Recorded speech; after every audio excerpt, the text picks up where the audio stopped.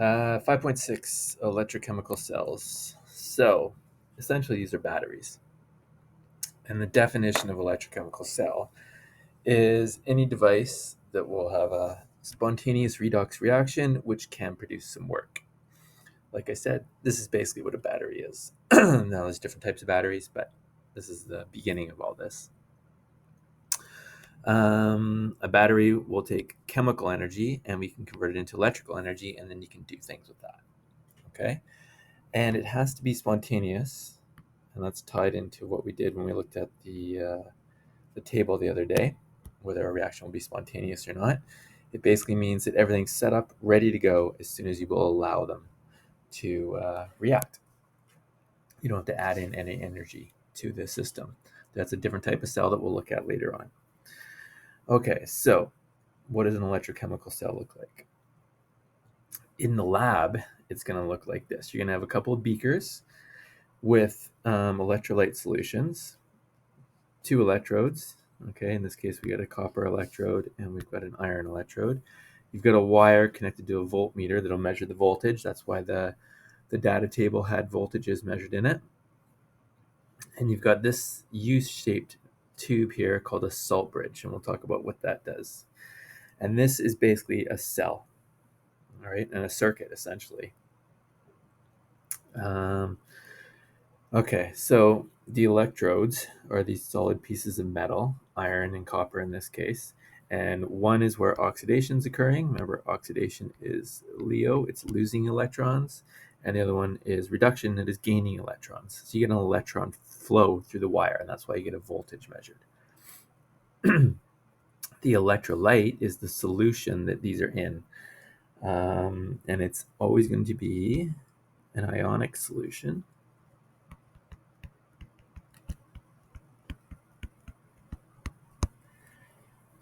And a good conductor of electricity.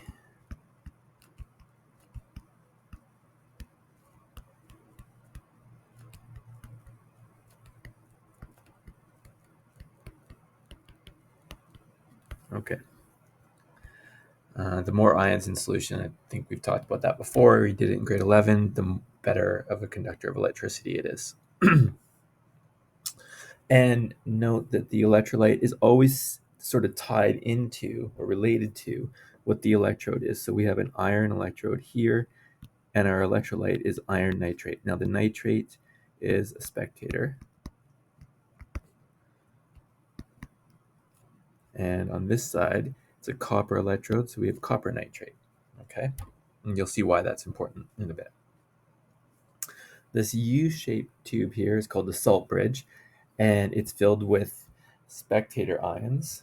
All right, in this case, sodium nitrate. We know that those don't react, and it's just to allow the flow of ions to balance out the charge. Okay, so salt bridge allows the free flow of ions between the two cells.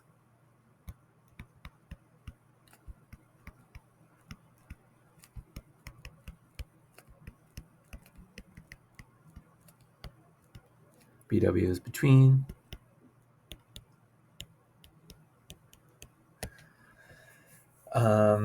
And they are spectator ions. They don't take part in the reaction.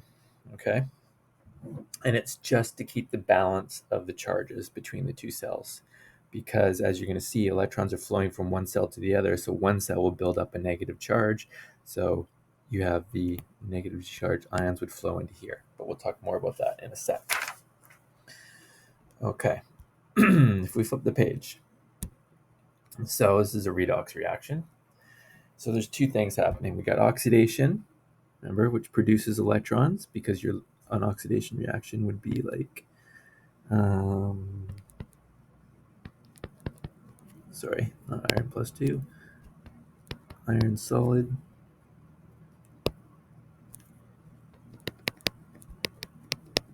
going to iron plus 2 electrons. So it's producing an electron. That's a redox reaction. You're losing electrons. There's some important terms to remember. So there's the anode, all right? Anode is the site of oxidation.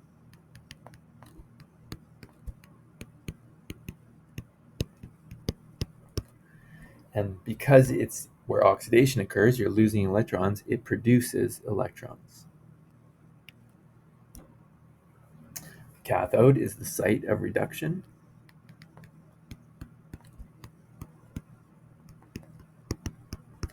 And it consumes the electrons.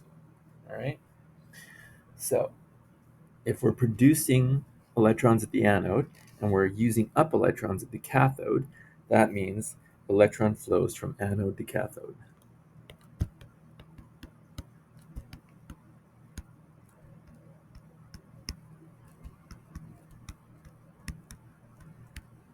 The easy way that I was taught in school and the way I still remember it to this day is anode.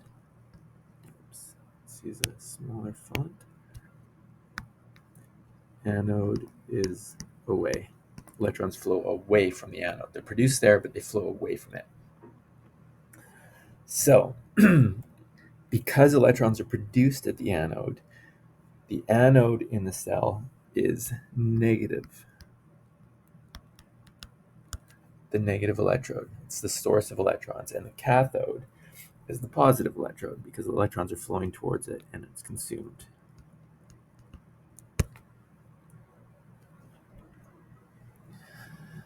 Okay.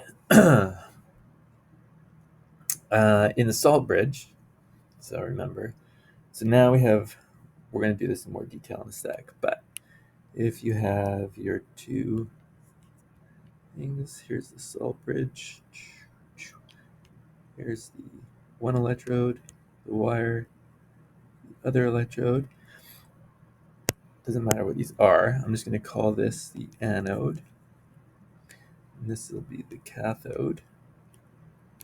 Electrons are produced at the anode, and then they flow away from it, anode away, so the electrons go this way and end up at the cathode. Okay. In the salt bridge, you have some sort of inert or spectator ions, ionic solution. So a lot of cases it's sodium nitrate, that's an NaNO3. So if electrons are going this way, right, the positively charged sodium is going to follow the electrons and go that way, and the negatively charged nitrate is going to flow this way because as electrons move away, they essentially push the nitrate this way, and nitrate will go this way, sodium goes towards the cathode. All right, look, I know this is a lot of information, but this is really important. You can try to memorize all this, I don't. If you just remember anode is where electrons are produced and they flow away from it, you can figure out everything else. And that's what we're going to do here in a sec. So how do you know how to set up an electrochemical cell? How do you know what's the anode, what's the cathode? So one, and we'll do this in a lab, you can just hook it up in an experimental. The voltmeter will tell you which way the electrons are flowing. Easy. But in the theoretical aspect, we have to use the activity series. So if we think about the cell that we had before, iron and copper, there's two reactions. If we look at, well, we have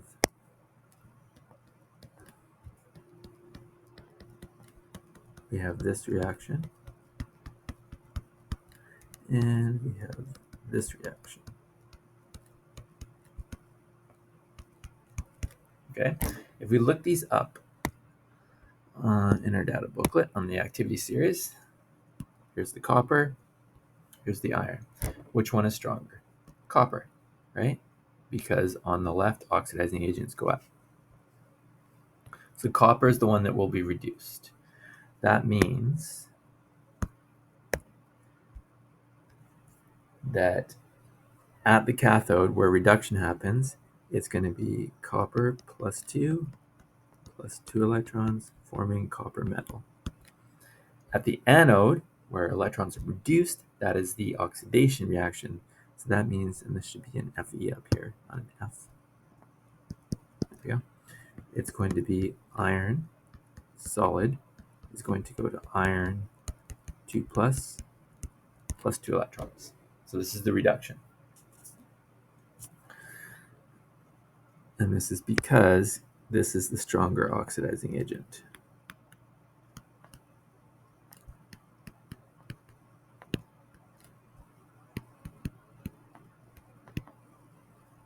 So it wins the battle. Okay, so we're going to draw this cell.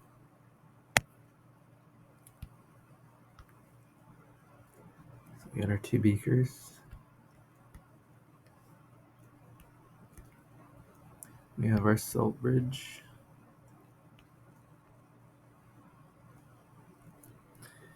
We're going to put a copper electrode here. Solid chunk of copper with a wire coming off. We have a voltmeter. It doesn't really matter what you draw there. And then we have, this is the iron electrode. Solid chunk of iron. In the solution, we're going to have, so in the salt bridge, let's do the salt bridge first. We'll just have sodium nitrate. That's kind of a common. Sodium nitrate, that's a common one. Na plus, NO3 minus, because those are both spectator ions. They're not going to do anything. In this solution here, we will have copper nitrate. So Cu NO3 copper nitrate solution. And in this one, we will have iron nitrate. Okay, that's the ionic solution that we put in the beaker. Note that it's not the nitrate that's important, it's the copper, all right? It's related to the solid chunk here, same with this, the iron over here. Okay, so electrons are produced at the anode. So iron is the anode, okay? This is the reaction that is happening. So electrons are produced there. The electrons flow, because electrons flow in the wire away from the anode, and they come to the cathode. What's going to happen at the cathode? As electrons build up on this copper piece, if you look at the solution, it becomes negatively charged, so the copper 2 here is attracted to that. And what happens is this reaction, the copper 2 ions in solution are moved onto the copper chunk of copper, solid chunk of copper. They pick up 2 electrons and they form copper solid. So copper is plated onto the copper electrode. The copper in solution is being deposited or plated onto this chunk of copper, and you get a buildup of copper, solid copper, sitting there. Okay? If you look at the anode where the electrons are being produced, that means iron solid, which is this chunk, this electrode here, this chunk of solid iron, is being broken down into iron 2 plus and 2 electrons. The electrons flow away. The iron 2 plus then moves into solution.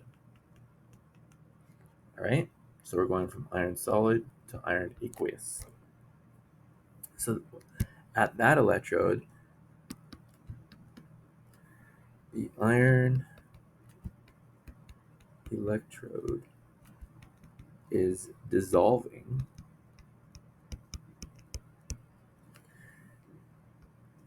and producing iron 2 plus 2 electrons. What this does is it increases the concentration of iron 2 plus in this half cell. This is called a half cell because it's 1/2 of the cell. Okay? All right, hopefully that makes sense. Now, if the electrons are flowing this way, building up here, copper is being moved to there, the copper 2 plus is decreasing in this solution. So, to balance this reaction, the sodium, the positive ion, moves from the salt bridge into here, And the nitrate, because electrons are flowing away and we're increasing the concentration of iron 2 here, moves into this cell. And that keeps the overall reaction neutral in each cell. Okay?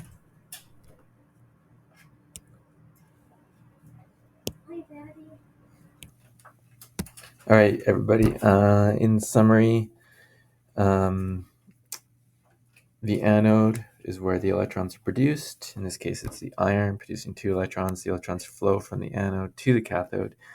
You get the copper from the solution depositing onto the copper electrode, so forming solid copper, and the anode electron, the iron, is dissolving into solution. Because the electrons are flowing from the anode onto the copper, the sodium ions in the salt bridge move towards the cathode, and the nitrate ions move towards the anode. This maintains the charge balance. Also, these iron 2 in solution will migrate through the salt bridge towards the cathode as well to maintain the overall charge of the cell. Okay, finish the questions here, and I'll see you when I get back. Bye.